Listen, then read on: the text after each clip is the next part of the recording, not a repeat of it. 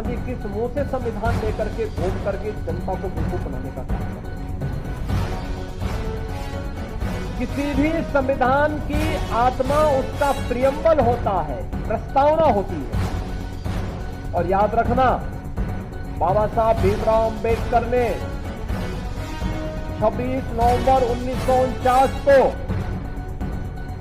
जो संविधान का ड्राफ्ट तैयार किया था, जो संविधान भारत की संविधान सभा को सौंपा था, उस संविधान सभा में प्रस्तावना में 2 शब्द नहीं थे, सेकुलर शब्द भी नहीं था और सोशलिस्ट शब्द भी नहीं था।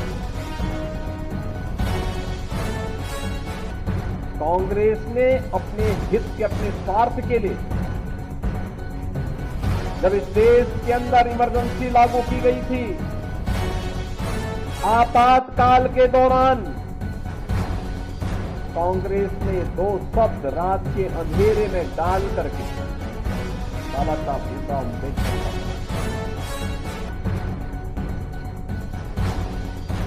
कांग्रेस ने लगातार कोई ऐसा असर नहीं छोड़ा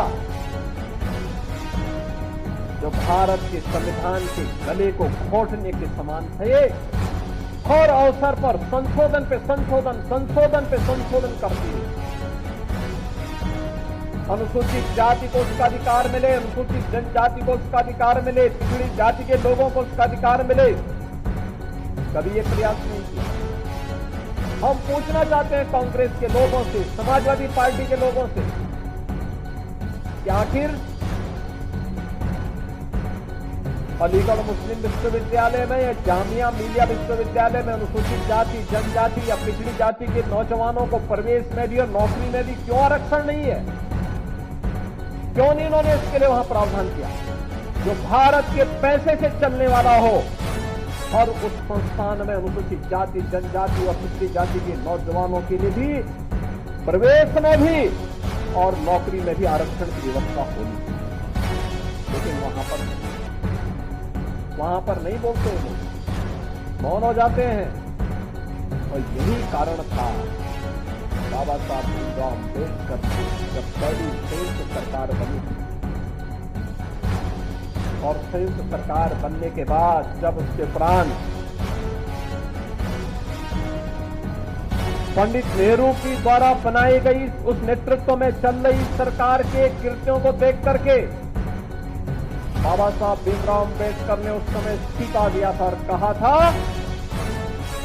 ये सरकार मेरी योग्यता के अनुसार कार्य नहीं ले रही है। मैं पहला भारतीय हूं जिसने अर्थशास्त्र में पीएचडी की है, शोध किया है, भारत के निर्माण में योगदान देना चाहता हूं, लेकिन मेरी कोई उपयोगिता नहीं करते। देश की महत्वपूर्ण उन समितियों में जो देश के विकास के लिए सहायक हो सकती है, उसमें मुझे कोई सम्मान नहीं दिया गया। मेरे अनुसूचित जाति, जनजाति के लोगों के हितों के लिए, वंचितों के हितों के लिए इस सरकार के एजेंडे में कुछ भी नहीं है। यह तो केवल और केवल इस सरकार को विभाजन के बाद भी केवल मुस्लिम तुष्टीकरण की चिंता है, इसलिए मैं अपने पद से इस्तीफा दूंगा। ये कहते हुए उन्होंने इस्तीफा दिया और कांग्रेस हर फिर से वही आज तनिक भी उसमें कुछ बदला नहीं।